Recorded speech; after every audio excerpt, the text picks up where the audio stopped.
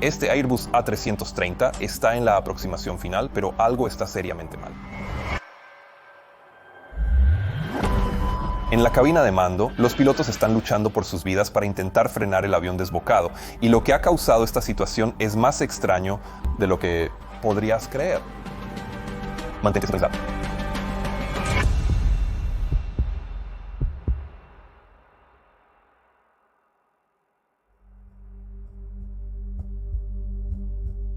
Los accidentes ocurren por una variedad de razones, pero en casi todos los casos, la causa raíz se puede rastrear hasta algo muy benigno, tal vez un pequeño error que alguien comete, a veces semanas o incluso meses antes del accidente. Ese error inicial siempre es seguido por varios otros que permiten cruzar las barreras de seguridad establecidas en lo que ahora conocemos como el modelo de queso suizo del Dr. Reason. Es por eso que, para poder entender completamente cualquier accidente o incidente, tenemos que volver a la primera cosa que puso en marcha la bola en esta historia. Eso significa volver a 2001, a la planificación de una extensión a la plataforma en el aeropuerto de Juanda, Surabaya, en Indonesia. El plan original era para 10 posiciones de aeronaves, que básicamente son espacios de estacionamiento para aeronaves, que se construirían junto a las posiciones existentes en el aeropuerto. Pero para empezar, solo se habían completado realmente las posiciones 5 a 10. Las 4 posiciones restantes se construirían después, por lo que ese último pedazo de tierra junto a la plataforma quedó sin pavimentar hasta que fuera necesario expandirse. Por otro lado, las posiciones 5 a 10 contaban con hidrantes de combustible, es decir, una red subterránea de tuberías que abastecían cada posición. Este sistema permite a los abastecedores de combustible de las aeronaves conectar un carro de bomba al hidrante y bombear combustible directamente desde un tanque centralizado, evitando el uso de enormes camiones de combustible. Esto es común en aeropuertos grandes, especialmente donde se reabastecen aviones de largo recorrido, ya que requieren enormes cantidades de combustible. Los camiones de bomba utilizados para el reabastecimiento cumplen varias funciones importantes. Obviamente proporcionan la presión necesaria para succionar el combustible del hidrante y luego empujarlo hacia el avión, pero también incorporan un par de filtros de combustible que son la última barrera contra la contaminación del combustible antes de que éste entre en los tanques del avión. El combustible se bombea a través de estos filtros y la diferencia de presión entre la entrada del filtro y la salida debe ser monitoreada de cerca, ya que cualquier aumento en esa diferencia de presión podría indicar algún tipo de contaminación del combustible proveniente del sistema. Entonces, ¿qué tipo de contaminaciones de combustible pueden existir? Bueno, obviamente hay una gran variedad, pero la más común es el agua. Puede entrar en el sistema de varias maneras diferentes, ya sea como agua libre de la condensación dentro de los tanques o de una fuente externa, o como agua disuelta en el propio combustible, que puede liberarse como agua libre cuando la temperatura del combustible cambia. Si hay contaminación de agua, esto puede llevar a una mayor contaminación microbiológica en el combustible, como hongos o algas, algo así como el interior de una piscina sucia. Además, puede haber otras formas de suciedad, pedazos de óxido de las tuberías y otros pequeños contaminantes, por lo que estos filtros son muy importantes. Pero, ¿cómo podrá un filtro atrapar agua? ¿Podrías preguntar? Bueno, esa es una gran pregunta y te presentará a uno de los grandes villanos de este episodio llamado polímeros superabsorbentes. Parte de los filtros dentro de los camiones de bomba tiene una capa llena de estos pequeños polímeros, y su trabajo es atraer cualquier contenido de agua en el combustible y luego absorberlo. Cuando eso sucede, el polvo de polímeros superabsorbentes se convierte en un tipo de gel, y efectivamente impide que el combustible continúe pasando por el filtro, aumentando mucho la presión diferencial, y por lo tanto dando una clara indicación de que el combustible está contaminado. Este tipo de polímeros también se encuentra en algunas variantes de pañales. Aproximadamente un mes antes del vuelo del accidente, se programó la salida del vuelo 780 de Cathay y comenzó el trabajo para completar los 4 soportes restantes. El clima era miserable durante ese periodo, con lluvia casi todos los días, y antes de que se pudiera colocar el concreto en la nueva plataforma, se necesitaba completar la tubería para los nuevos hidrantes de combustible. Esto incluía algunos trabajos de soldadura bastante elaborados, y se tuvo mucho cuidado al colocar los nuevos tubos y luego conectarlos a la tubería ya existente para las posiciones cercanas 5 a 10. Ahora el aeropuerto de Surabaya está situado bastante cerca del mar y la piscina reguladora más cercana construida para controlar los niveles de agua alrededor del aeropuerto estaba a solo 300 metros del sitio de trabajo y contenía principalmente agua de mar. Mientras el trabajo proseguía bajo la intensa lluvia, se empezaron a acumular charcos de agua salada en el área laboral. Todos los hidrantes conectados al área de trabajo se apagaron y sellaron durante las obras. Antes de reconectarlos junto con los nuevos hidrantes, la compañía de combustible Pertamina, encargada del abastecimiento en el aeropuerto, debió limpiar el sistema usando combustible. Después de que se completó ese enjuague, las autoridades de aviación civil de Indonesia tuvieron que entrar, inspeccionar y finalmente aprobar la instalación antes de que se permitiera su uso nuevamente. Ahora, el enjuague del sistema se realizó finalmente el 9 de abril lo mejor que pudo Pertamina, pero sin ninguna orientación real sobre cómo hacerlo y cuánto combustible tenían que usar.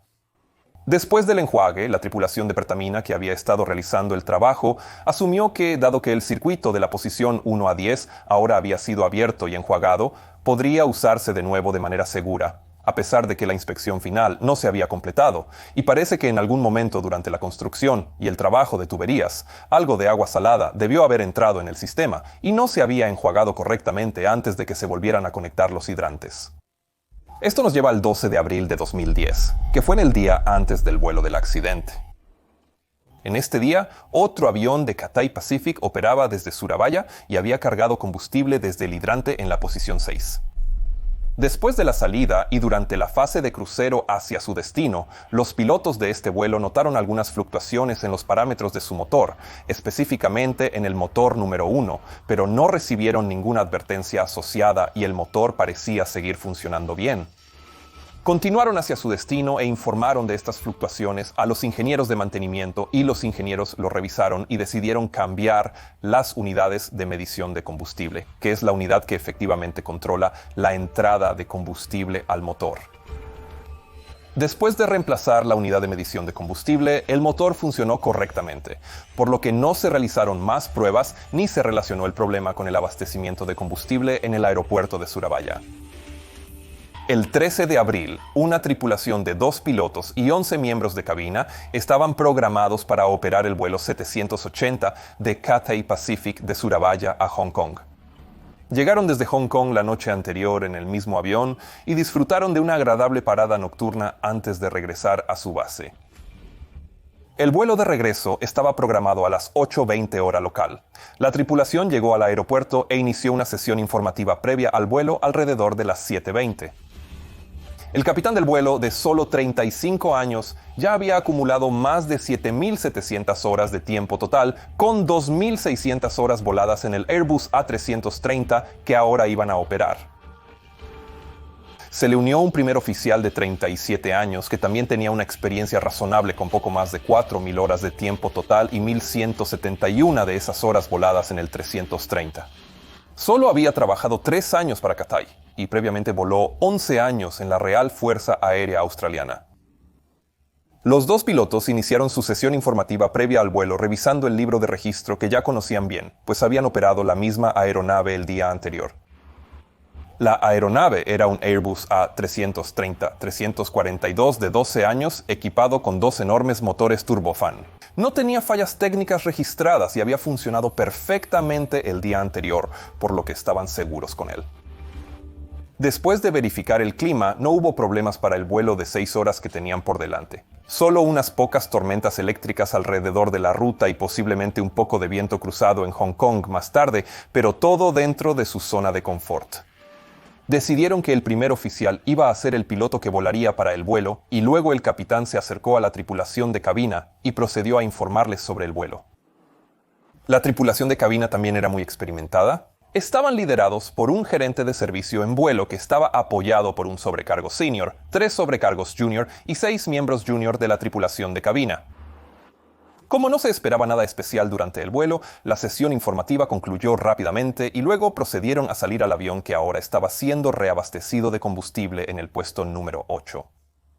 Los pilotos habían decidido cargar 24.400 kilos para un total de combustible de salida de 33.400 y cuando el capitán comenzó su recorrido, vio que la persona abasteciendo estaba realizando una comprobación de la calidad del combustible. Así que se acercó para echarle un vistazo él mismo. Para comprobar la calidad del combustible, se toma una muestra aguas abajo del filtro de combustible del carro de la bomba y se verifica visualmente que esté claro y sin contaminantes visibles ni agua libre. La muestra de combustible se veía bien, así que el capitán continuó su recorrido mientras la persona encargada comenzaba a cargar el combustible. Pero minutos después de comenzar a repostar, esta persona notó que la manguera de combustible vibraba más de lo normal. Sabía sobre la reciente reconexión del sistema de combustible subterráneo, por lo que asumió que podría haber burbujas de aire allí causando la vibración, al igual que en el grifo de su cocina cuando el agua ha estado apagada durante un tiempo. Detuvo el repostaje durante unos segundos y luego lo reanudó, lo que solucionó momentáneamente las vibraciones, pero tuvo que hacerlo varias veces antes de que todo el combustible fuera elevado. Además, cuando revisó después la presión diferencial del filtro de combustible, notó un ligero aumento. Ahora, él anotó eso en el libro de registro del camión de la bomba y pensó que tal vez sea hora de cambiar el filtro de combustible pronto, y luego continuó con sus deberes. Lo que realmente había sucedido aquí era que el agua salada restante que se había dejado dentro de la tubería ahora había entrado en el filtro donde las partículas de polímero superabsorbente la habían atrapado tal como estaban diseñadas para hacerlo. Pero lo que no estaba diseñado era el hecho de que esto era agua salada, no agua normal. Y las partículas de sal se adherían a las partículas de polímero superabsorbente, lo que provocaba que el filtro no se bloqueara completamente como estaba diseñado. En cambio, el filtro había continuado permitiendo que el combustible pasara, pero la presión interna había causado que el filtro se deformara y que el combustible comenzara a retroceder a través del filtro y lo eludiera a través de los agujeros y luego hacia el avión. Eso probablemente causó las vibraciones que el encargado sintió durante el repostaje. Ahora, esto no era genial, pero aún no se suponía que fuera un gran problema. Los motores de los aviones están certificados para poder funcionar con cantidades bastante significativas de contaminación de combustible, por lo que un filtro roto normalmente no debería haber sido un problema tan grande. Pero lo que nadie sabía era que el filtro ahora roto había comenzado a producir un tipo completamente nuevo de contaminantes, con los que nadie había calculado, y estos eran las propias partículas de polímero superabsorbente. Los filtros de combustible dentro de los motores de los aviones están calificados para poder atrapar todas las partículas hasta un tamaño de alrededor de 40 micrómetros y para atrapar alrededor del 90% de todas las partículas entre 10 y 40. Pero eso significaba que dentro del combustible que ahora se estaba elevando había un contaminante que en gran parte era más pequeño que incluso los filtros del motor podían eliminar. Mientras el capitán aún realizaba su recorrido, la tripulación de cabina recibió y acomodó en sus asientos a los 309 pasajeros. El primer oficial preparaba la cabina. Cuando el capitán volvió, le informó sobre la ruta de salida prevista y completaron la lista de verificación previa al inicio. El agente de la puerta entró con un recibo de combustible y toda la operación fluía sin problemas. De hecho, estaban tan preparados que estuvieron listos para partir 10 minutos antes de lo previsto. Así que a las 8:11 recibieron su autorización de retroceso e inicio y comenzaron a alejarse de su posición. El clima para la salida era ideal con pocas nubes dispersas, vientos muy ligeros y una temperatura de 28 grados centígrados, perfecto para volar. La aeronave rodó a la posición de espera de la pista 28, mientras los pilotos finalizaban las últimas verificaciones antes del vuelo. Y a las 8:24, el Airbus comenzó a acelerar por la pista para despegar.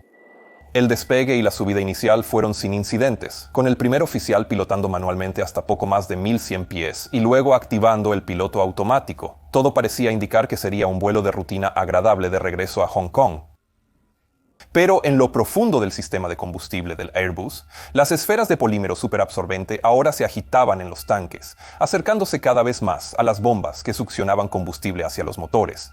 El sistema de combustible del Airbus A330 consta de varios tanques internos y externos en las alas y luego un tanque de combustible separado en el estabilizador horizontal.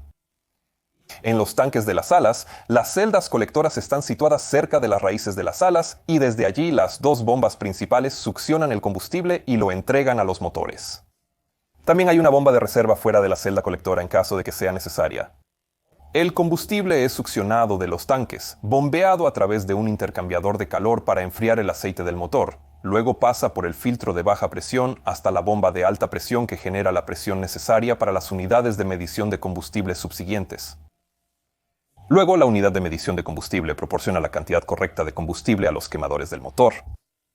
Obviamente, hay cerca de 1 millón de componentes adicionales en este sistema, pero eso te da una idea general de su apariencia.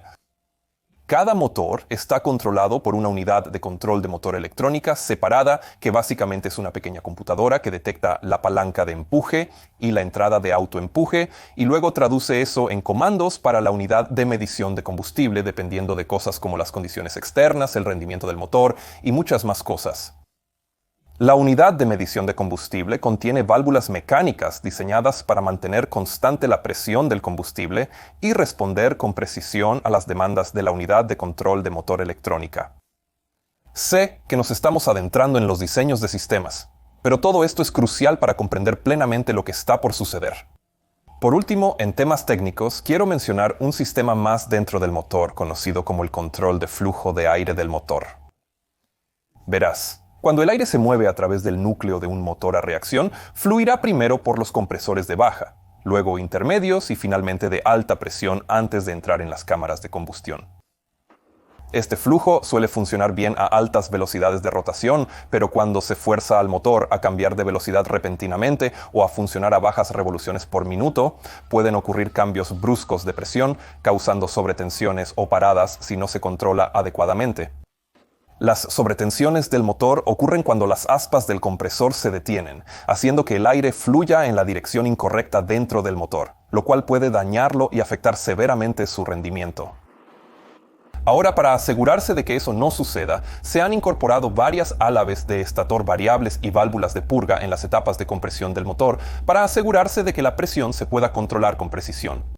Como mencioné antes que estos cambios de presión son causados directamente por cambios en la velocidad del motor, estas válvulas y álabes se accionan con la ayuda de algo conocido como fuel drawlic, que es básicamente la presión del combustible de la bomba de combustible de alta presión, y eso significa que este sistema está directamente conectado a la función del sistema de combustible. Mientras el avión ascendía hacia el noreste, los pilotos notaron fluctuaciones anormales en la relación de presión del motor número 2. Fluctuó alrededor de 0.015 relación de presión del escape, y cuando miraron el motor número 1, también estaba fluctuando, pero no tanto. Esto era un poco extraño, pero no había advertencias asociadas con ello, y los motores funcionaban bien, así que los pilotos simplemente lo discutieron y decidieron continuar con el vuelo y contarles a los ingenieros al llegar a su destino. Pero unos 33 minutos después del despegue, tras nivelarse a 39.000 pies de altitud de crucero, apareció repentinamente una advertencia en el sistema de monitoreo centralizado electrónico de la aeronave. La advertencia decía: falla en el sistema de control del motor 2 y con la subinformación, respuesta lenta del motor 2. Pero no tenía una lista de verificación de acciones para los pilotos, solo era informativa. El capitán contactó de inmediato al control de mantenimiento de Cathay vía teléfono satelital para obtener asistencia en la interpretación y posible solución del problema. El ingeniero solicitó a los pilotos verificar la respuesta del motor a los cambios en el nivel de empuje. Cuando los pilotos intentaron hacerlo, vieron que el motor respondía, pero la relación de presión del escape aún fluctuaba ligeramente alrededor del objetivo. El ingeniero y el capitán continuaron revisando sus manuales para ver qué podría estar causando esto sin encontrar nada específico. También discutieron la posibilidad de cambiar el control del motor de relación de presión del escape a N1 en su lugar, pero decidieron no hacerlo ya que el control del motor parecía estar funcionando bien, solo estaba fluctuando un poco.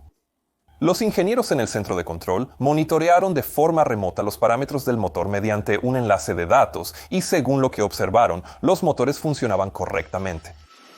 Por lo tanto, aconsejaron a la tripulación seguir monitoreando la situación y volver a llamar si surgiera algo más. Basándose en la información que tenían en ese momento, los pilotos simplemente discutieron la información, pero estuvieron de acuerdo en que podían continuar el vuelo. Lo que no sabían era que las esferas de polímero superabsorbente en su combustible comenzaron a concentrarse en los tanques colectores de las alas y cada vez más eran succionadas hacia el sistema de combustible del motor. Una vez allí, se filtraron a través de los filtros del motor y se depositaron alrededor de las uniones y válvulas, dentro de las unidades de medición de combustible y otras partes cruciales del sistema. Así que lo que los pilotos veían en sus instrumentos era el resultado de que esas válvulas tenían cada vez más problemas para moverse por la contaminación. Esto no fue un gran problema mientras la velocidad del motor se mantuviera constante y el movimiento de las válvulas fuera mínimo, pero eso, por supuesto, no duraría mucho. 1 hora y cuarto después del primer aviso, se solicitó a los pilotos descender de nivel de vuelo 390 a nivel de vuelo 380 al ingresar al espacio aéreo de Kota Kinabalu, Malasia. Apenas el avión se estabilizó en el nuevo nivel, la advertencia de fallo del sistema de control del motor 2 reapareció en el sistema de monitoreo centralizado electrónico de la aeronave. Esta vez, estuvo acompañado tanto por la información evitar cambios rápidos de empuje y la respuesta lenta del motor 2. Los pilotos reconocieron la información, pero carecían de elementos reales para completar la tarea. Intentaron encender y apagar el antihielo del motor para ver si eso tendría algún efecto en las fluctuaciones de la relación de presión del escape, pero realmente no pasó nada. El motor aún funcionaba correctamente y respondía a las demandas de nivel de empuje. Los manuales no contenían información sobre las condiciones subyacentes que provocaban estas advertencias, pero la advertencia de evitar cambios rápidos de empuje señala un problema con el control del flujo de aire del motor, ¿recuerdas? Esa es la parte del sistema con las guías de entrada variables y las válvulas de sangrado. Y la otra advertencia tenía que ver con una unidad de medición de combustible. Aquí vemos cómo las esferas de polímero superabsorbente afectaban cada vez más componentes del sistema de combustible del motor número 2 y eventualmente también llegarían al motor número 1. El capitán ahora llamó nuevamente al control de mantenimiento con bastante más preocupación esta vez y les preguntó si podían ver lo que ellos estaban viendo y si realmente era seguro continuar el vuelo. Esta vez hubo otro ingeniero que tomó la llamada que había sido informado sobre la situación por uno de sus colegas. Miró los datos nuevamente y confirmó que desde su punto de vista no estaba sucediendo nada alarmante. Verificaron y no hubo mantenimiento durante la noche que explicara el comportamiento repentino de un motor defectuoso. Los otros parámetros se asemejaban a la primera vez que llamaron. Posteriormente, el ingeniero revisó el motor número 1 y concluyó que funcionaba correctamente sin problemas significativos.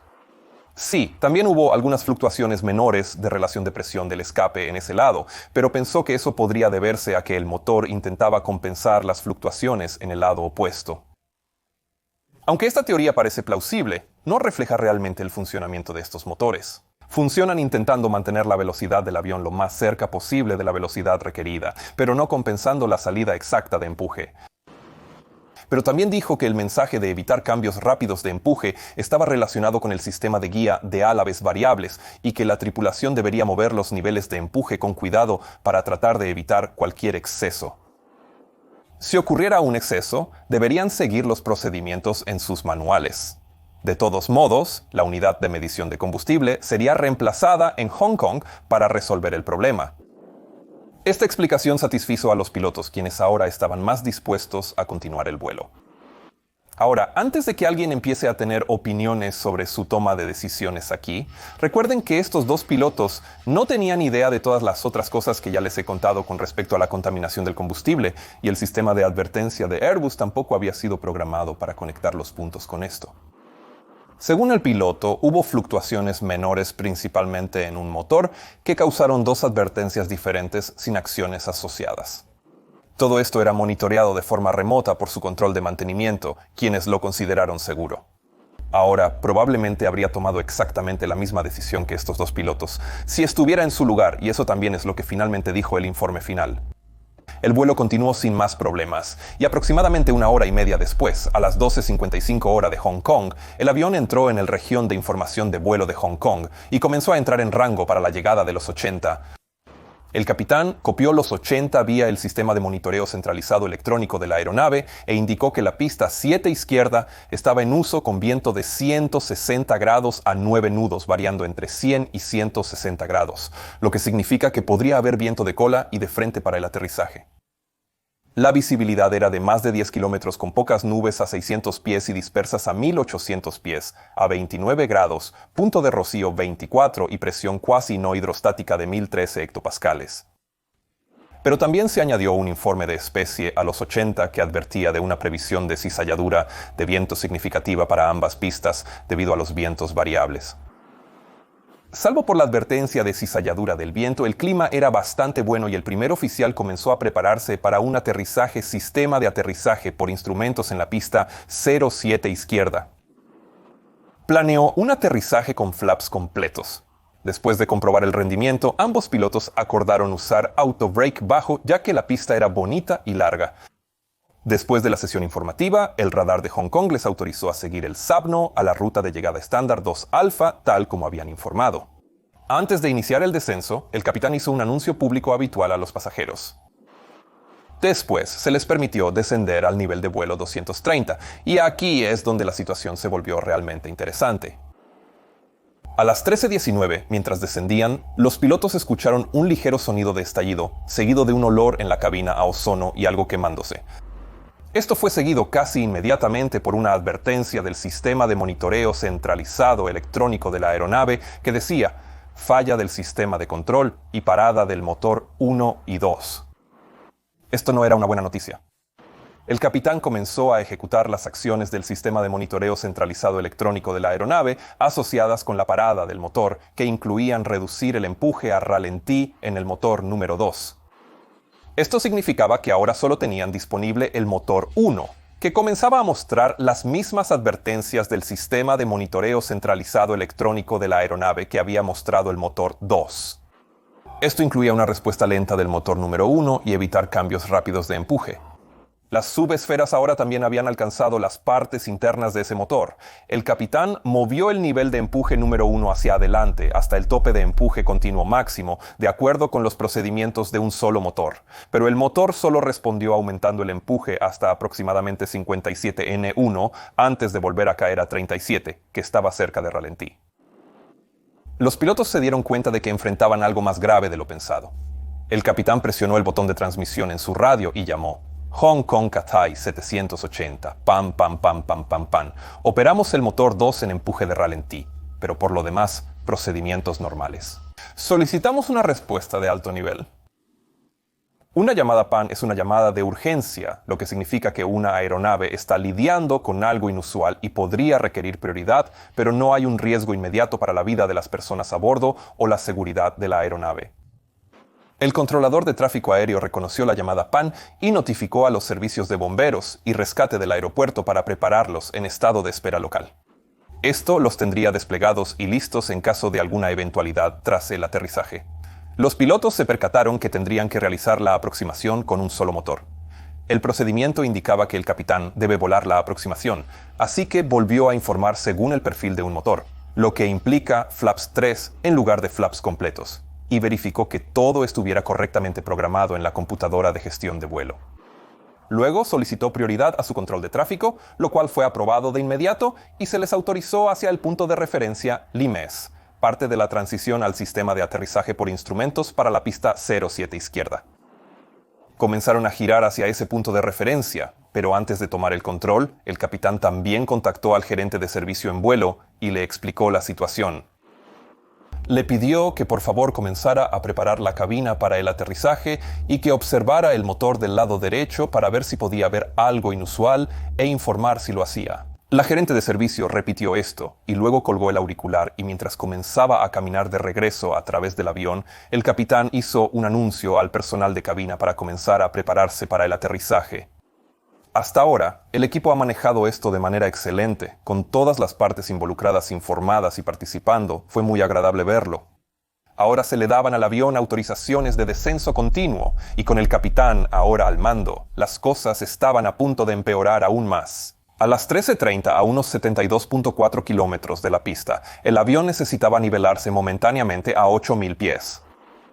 Esto significaba que el capitán tenía que añadir empuje en el motor número 1, pero cuando lo hizo apareció el mensaje del sistema de monitoreo centralizado electrónico de la aeronave, motor 1 parado, y eso significaba que su único motor restante ahora empezaba a tener algunos problemas reales.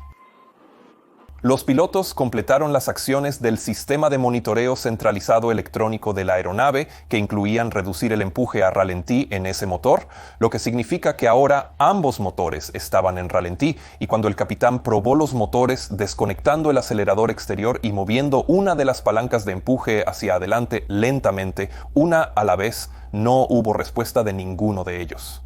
En cambio, el mensaje del sistema de monitoreo centralizado electrónico de la aeronave motor 1 parado simplemente reapareció. Esto fue realmente malo. El avión volaba a 8.000 pies a una velocidad de 295 nudos, con 45 millas náuticas restantes. Una regla general es que un avión planea aproximadamente 3 veces su altura en millas náuticas, más quizás una milla por cada 10 nudos por encima de su velocidad de pérdida. Eso significaría 8 veces 3, 24, más quizás otras 12 si tenían suerte. Esas son aproximadamente 36 millas, lo cual no es suficiente. Ante esto, la tripulación hizo una llamada de emergencia informando al control de tráfico aéreo sobre la parada de doble motor. Se les autorizó descender a 3.000 pies, pero aún no podían girar visualmente hacia el aeropuerto por estar en las nubes. Sabiendo que los directores de vuelo daban instrucciones asumiendo que los motores funcionaban, el capitán pidió apagarlos. Desconectó el piloto automático y comenzó a volar manualmente. Ahora, el razonamiento detrás de quitar los automáticos en este punto se dejaría al capitán para explicar. Pero a veces, cuando estás lidiando con un avión que no se comporta como debería, volarlo manualmente podría dar una mejor conciencia de la situación técnica en general y una mejor sensación del avión. Después de desconectar, se elevó ligeramente y comenzó a subir, lo que le permitió ganar altitud, que es la distancia de planeo, y reducir la velocidad hacia la velocidad del punto verde, que es la mejor velocidad para la operación de un solo motor, alrededor de 202 nudos. Ambos factores ayudarían al avión a llegar lo más lejos posible, si no pudieran hacer que al menos un motor volviera a funcionar. Una vez que el capitán estaba haciendo esto, el primer oficial inició la unidad de potencia auxiliar, y cambió ambos selectores de inicio del motor a encendido. Esto aportaría un encendido continuo del arrancador en los motores para evitar cualquier posible apagado de la llama. El avión finalmente atravesó las nubes, lo que significa que los pilotos realmente podían ver el aeropuerto. El capitán intentó mover despacio las palancas de empuje desde ralentí una por una otra vez, pero al principio no respondieron.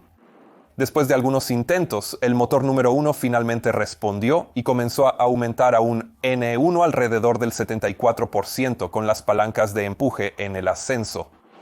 Esto fue menos de lo esperado con la palanca en esa posición, pero suficiente para mantener el avión volando e incluso acelerando un poco.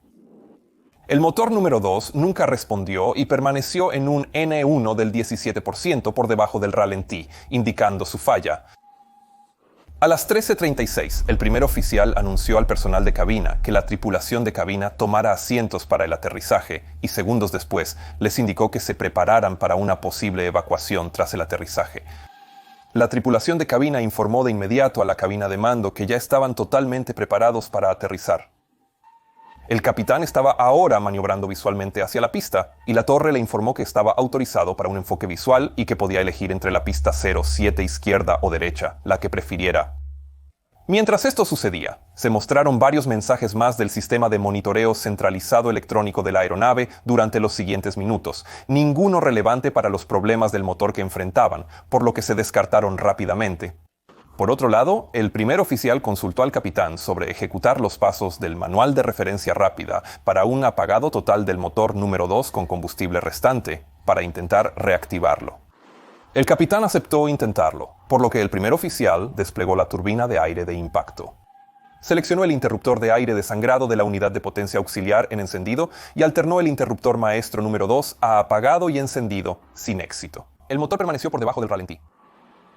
Aunque el uso de esa lista de verificación no era parte de los procedimientos establecidos para esta situación, tenía sentido y podría haber resuelto el problema si la falla hubiera sido de otra naturaleza. Este tipo de acciones de pensar fuera de la caja son todas características distintivas de un gran conocimiento técnico y aeronáutico bajo una condición muy estresante. Luego, a las 13:42, el capitán solicitó la configuración de flaps 1 para preparar el avión para el aterrizaje. En ese momento, la aeronave se encontraba a 5.600 pies de altitud, volando a 219 nudos aproximadamente a 14.5 kilómetros del aeropuerto. Eso es bastante alto, pero muy comprensible, dado que el capitán sabía que podía perder el motor restante en cualquier momento y quería tener la opción de seguir planeando. Pero ahora quería empezar a desacelerar, así que movió la palanca de empuje número 1 hacia atrás hasta el punto de reposo, pero aquí vino el siguiente problema. El motor no respondió. Sin embargo, continuó entregando cerca del 74% de empuje, lo que significa que desde su altitud y con ese empuje estaban muy altos y con demasiada energía para completar el enfoque estabilizado. Pero el capitán sabía que no tenía otra opción. Era imposible saber cuánto más funcionaría el motor, así que tenía que aterrizar el avión. Decidió seguir volando a través de la línea central extendida para darse más millas de pista y luego restablecerse en el final desde el norte en su lugar. Al mismo tiempo, el capitán también tomó el micrófono de anuncio al personal de cabina e hizo un breve anuncio a los pasajeros diciéndoles que estaban experimentando algunos problemas con sus motores, lo que estaba causando las vibraciones que todos podían sentir, y también les dijo que permanecieran sentados y escucharan atentamente las instrucciones de la tripulación de cabina. Él podría haber dejado que el primer oficial hiciera el anuncio, pero durante emergencias reales, es crucial que los pasajeros y la tripulación escuchen la voz del capitán para reafirmar la autoridad de la tripulación de cabina. Otra vez una actuación estelar. Mientras el avión se reubicaba en la línea central a 8 millas náuticas del aterrizaje, aún estaba a 5.200 pies y a una velocidad de 234 nudos, que era demasiado alta. El capitán extendió los frenos de velocidad y el tren de aterrizaje para intentar aumentar la resistencia mientras inclinaba la nariz hacia la pista, y esto ayudó un poco, pero no lo suficiente para mantener la velocidad por debajo de la velocidad máxima para los flaps, uno que era de 240 nudos. Esto activó una advertencia de exceso de velocidad en la cabina, mientras los pilotos revisaban la lista de verificación para el aterrizaje. La torre de Hong Kong autorizó al avión a aterrizar en la pista 07 izquierda con viento superficial de 150 grados a 13 nudos, indicando un viento cruzado moderado desde la derecha. El motor número 1 todavía estaba produciendo alrededor del 70% de empuje, haciendo imposible la desaceleración para la tripulación mientras continuaban avanzando hacia la pista con una velocidad alrededor de 100 nudos más rápida de lo que normalmente deberían tener. El capitán retractó el freno de velocidad y se preparó para el aterrizaje, para obtener la ayuda de los alerones automáticos, después del contacto con el suelo. Cuando el avión superó los 732 pies, la velocidad aún era de 227 nudos con los flaps en 1, y esta alta velocidad provocó una velocidad vertical mucho mayor de lo habitual, activando el sistema de advertencia de proximidad al suelo. Demasiado bajo terreno, ascender. Ahora se oía junto con una segunda advertencia de exceso de velocidad. El ambiente en la cabina ahora era súper estresante, pero no parecía afectar demasiado a los dos pilotos. Seguían discutiendo con calma las distintas opciones, como si debían intentar extender los flaps o no. El capitán dijo que los flaps probablemente no saldrían por la alta velocidad, pero el primer oficial sugirió intentarlo de todos modos. Se seleccionó flaps 2. Y casi inmediatamente recibieron una advertencia de alivio F parpadeante que indicaba que los flaps no se estaban extendiendo a la posición completa de flaps 2, sino a una posición intermedia para proteger el mecanismo del flap de las altas cargas aerodinámicas a esa velocidad. De todos modos, no había mucho más que los pilotos pudieran hacer en este punto, solo tenían que aterrizar el avión, así que el capitán continuó presionando. El sistema de advertencia de proximidad al suelo seguía sonando. Demasiado bajo terreno y ascender mientras la pista se acercaba cada vez más a una velocidad alarmante. A las 13:43 el Airbus A330 aterrizó en la pista 07L izquierda aproximadamente 680 metros dentro de la pista, con una velocidad de 231 nudos, casi el doble de la velocidad normal de aterrizaje. La rueda principal derecha tocó el suelo primero, pero debido a la velocidad y al viento cruzado derecho, rebotó de nuevo, causando una ligera inclinación a la izquierda. Ahora el capitán sabía que no había espacio para ningún rebote a esta velocidad, así que empujó la nariz hacia adelante y el avión aterrizó por segunda vez, pero debido a la alta inclinación y al impulso hacia abajo, la cubierta del motor izquierdo ahora golpeó la pista, causando que las chispas volaran detrás de ellos. En este momento, los alerones se desplegaron completamente, eliminando la sustentación de las alas y transfiriendo todo el peso del avión a las ruedas y los frenos. El primer oficial dijo, no alerones, sin luz verde de reversa y sin desaceleración, haciendo que el capitán desconectara el freno exterior, ajustado abajo, y aplicara la máxima frenada manual. Los inversores también fueron seleccionados, pero solo se desplegó el del motor número 1, que ahora estaba dañado. La aeronave continuó avanzando por la pista, transfiriendo una enorme cantidad de energía cinética a sus frenos, pero finalmente comenzó a desacelerar y finalmente se detuvo por completo a unos 300 metros antes del final de la pista. Inmediatamente después de que el avión había aterrizado, los camiones de bomberos habían entrado a la pista detrás de ellos y comenzaron a perseguir el avión por la pista. Con el avión completamente detenido, se acercaron con precaución desde ambos lados para evaluar el estado de la aeronave y sus frenos. En la cabina, los pilotos suspiraron aliviados, pero sabían que no había terminado. Quizás había un incendio afuera en los frenos y las ruedas y habría necesidad de una evacuación. El capitán anunció a los pasajeros que evaluaban la situación y les pidió que permanecieran sentados. La tripulación apagó los motores y revisó las listas de verificación del sistema de monitoreo centralizado electrónico de la aeronave restantes en sus pantallas. El capitán mencionó ahora al primer oficial que inicialmente estaba interesado en optar por la opción segura de mantener a los pasajeros a bordo y luego desembarcarlos normalmente. Ahora eso puede sorprenderte, pero es realmente cierto. La evacuación es una maniobra que casi siempre va a causar lesiones a los pasajeros, y se supone que solo debe usarse en caso de una situación directamente amenazante para la vida.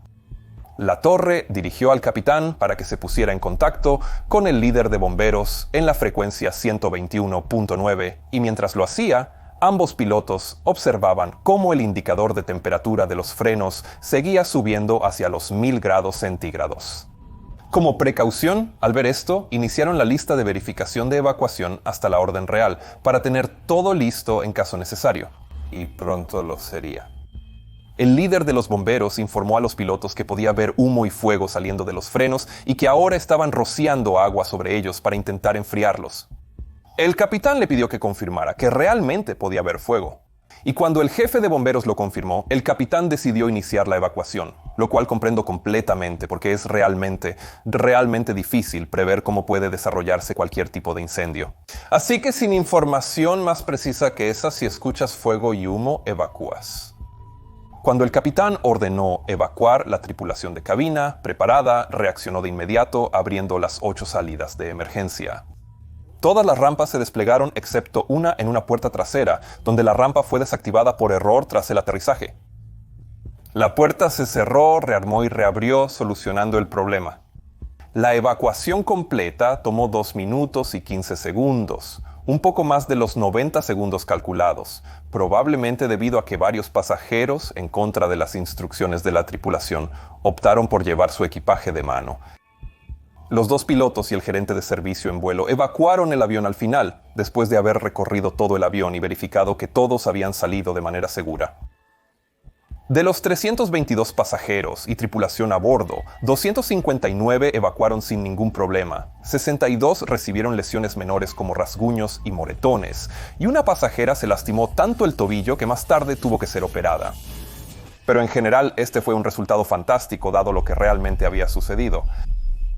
Tras examinar los motores, los investigadores hallaron partículas de polímero superabsorbente y cerraron el sistema de combustible en los soportes del aeropuerto de Juanda para limpiarlo y revisarlo antes de reutilizarlo.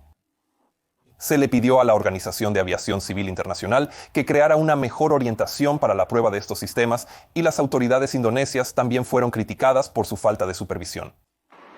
Se diseñaron nuevos filtros de combustible para los camiones de bomba para asegurar que este tipo de contaminación nunca vuelva a suceder. Y Airbus actualizó sus sistemas de advertencia para asociar este tipo de advertencias con una posible contaminación del combustible y luego dar a los pilotos la orientación adecuada que necesitarían. Finalmente, a ambos pilotos se les otorgó el Premio Polaris por su destreza aérea en 2014 por su excepcional manejo de esta emergencia. Si te pareció interesante, también te encantarán estos videos. Considera apoyar mi trabajo uniéndote a mi equipo en Patreon, comprando mercancía o enviando un super agradecimiento. Todo es muy apreciado. Que tengas un día fantástico. Hasta la próxima. Adiós.